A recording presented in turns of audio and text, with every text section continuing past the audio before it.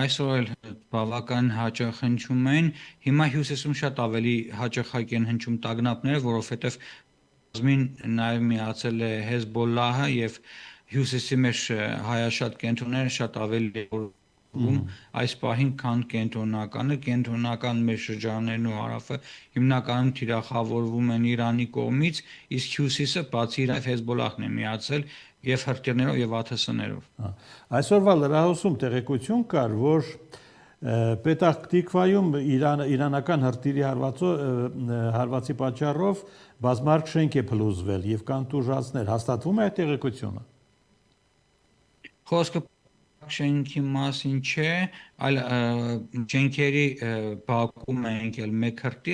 հրթիռի մնացորդը բազմահարկ շենքին է, այո, պարտաբար շենքը կանգուն է, շենքի չի վնասվել։ Ուղղակի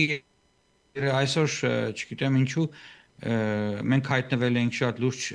թիրախում պարսիկ հրթիռային մասնագետների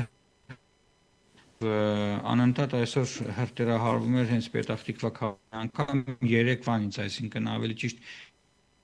երեկոյանից մինչև այսօր նույնիսկ գերեզմանոց հրթիռ ընկել հենց գերեզմանոցի մեջ